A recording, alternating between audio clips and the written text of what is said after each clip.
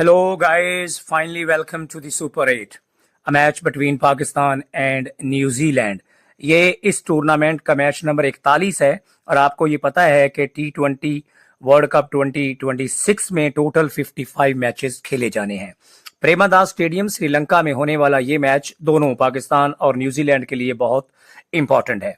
अगर हम न्यूजीलैंड और पाकिस्तान के दरमियान अब तक खेले जाने वाले मैचों पे एक नजर दौड़ाएं तो अब तक न्यूजीलैंड और पाकिस्तान के दरमियान टोटल 49 मैच हुए हैं, जिनमें से 23 न्यूजीलैंड ने जीते, 24 में न्यूजीलैंड को शिकस्त का सामना करना पड़ा। 24 मैचों में फतह पाकिस्तान का मुकद्दर बनी, जबकि 23 मैचों में पाकिस्तान को शिकस्त का सामना करना पड़ा। इन 49 मैचेस में 2 मैचेस ऐसे थे जिनका कोई भी नतीजा बरामद नहीं हुआ था। ये प्रेमादास स्टेडियम में खेले जाने वाला सुपर 8 का जो मैच है, जो कि पाकिस्तान और न्यूजीलैंड दोनों के लिए बहुत इंपॉर्टेंट है, ये मैच नंबर 50 है न्यूजीलैंड और पाकिस्तान के दरमियान। अगर हम इस पे नजर दौड़ाएं, न्यूजीलैंड और पाकिस्तान का जो ट्रैक रिकॉर्ड है और इस टूर्नामेंट के अंदर जिस तरह दोनों टीमें परफॉर्म कर रही हैं, तो हम इस नतीजे पर पहुंचते हैं कि दोनों टीमें बहुत अच्छी टीमें हैं। दोनों टीमों के अंदर अच्छे बैट्समैन भी हैं, अच्छे बॉलर भी हैं, अच्छे ऑलराउंडर भी हैं। अगर हम पाकिस्तान की बात करें तो पाकिस्तान के इस वक्त जो बैटर हैं साहबजादा फरहान, वो इस वर्ल्ड कप के अब तक लीडिंग स्कोरर हैं। वो इस वर्ल्ड कप में सबसे बेहतर बैट्समैन दिखाई देते हैं। लेकिन अगर हम पाकिस्तान की ओपनिंग की बात करें तो साइम अयूब जो है वो साहबजादा फरहान के साथ ओपन करते हैं इनिंग को, वो इस वक्त आउट ऑफ टच है। मेरा ख्याल ये है कि साइम जो अयूब जो है वो चूंकि आउट ऑफ टच हैं, वो अच्छी फॉर्म में नहीं हैं, वो आउट ऑफ फॉर्म दिखाई देते हैं।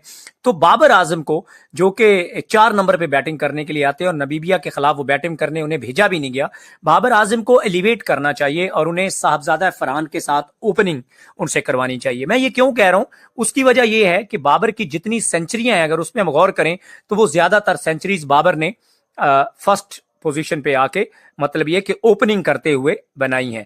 तो अगर साहबजादा फरहान के साथ बाबर आजम जो है वो ओपनिंग करें तो ये एक बहुत अच्छा कॉम्बिनेशन होगा।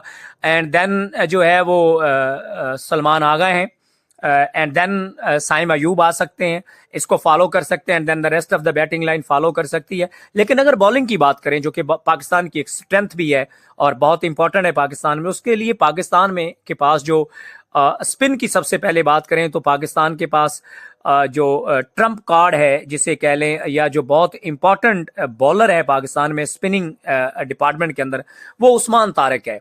उस्मान तारिक बहुत ऑर्थोडॉक्स बॉलर हैं, वो नए हैं और बहुत सी टीमों को अभी उन्हें समझने के लिए बहुत मेहनत दरकार है। और अगर आप नबीबिया के खिलाफ उनकी परफॉर्मेंस को देखें तो he was outclass, absolutely amazing, he was a beauty.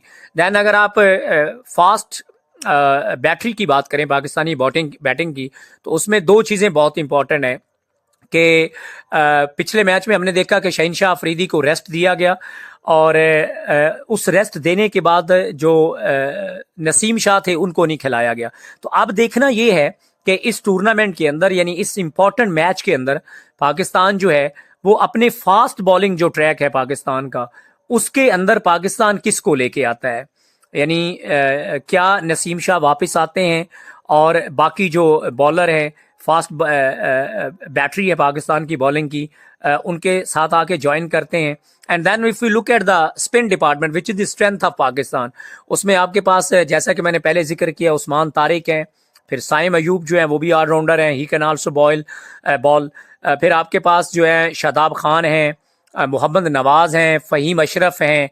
तो ये एक पूरा पाकिस्तान का जो है एक फुल पैक्ड कॉम्पिटेंट बैटिंग के साथ साथ जो है वो बॉलिंग लाइनअप भी है जिस पे पाकिस्तान इन्हिसार करेगा। न्यूजीलैंड इसी तरह, अगर हम न्यूजीलैंड की बैटिंग साइड देखें तो न्यूजीलैंड एक बहुत कंपेटिटिव साइड है और इसी तरह न्यूजीलैंड की जो बॉलिंग है वो भी बहुत अच्छी है। लेकिन मैं आपको बताऊं कि पाकिस्तान के इस टूर्नामेंट में, इस मैच में न्यूजीलैंड के मुकाबले में जीतने के चांसेस 60% ज्यादा है। अब आप कहेंगे कि मैं ये कैसे कह रहा हूं, उसकी एक वजह है कि इस टूर्नामेंट के अंदर न्यूजीलैंड अपना ये पहला मैच है जो प्रेमादास स्टेडियम के अंदर खेलने जा रही है। लेकिन पाकिस्तान पहले भी एक मैच इस स्टेडियम में खेल चुका है। वो मैच कौन सा था? वो पाकिस्तान का मैच इंडिया के खिलाफ था जो पाकिस्तान हार गया था।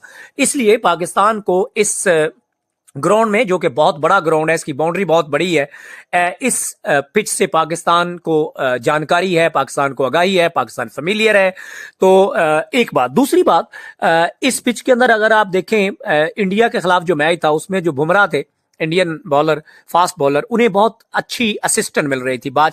जो बॉल है वो स्किट कर रहा था, बॉल जो है वो मूव भी कर रहा था।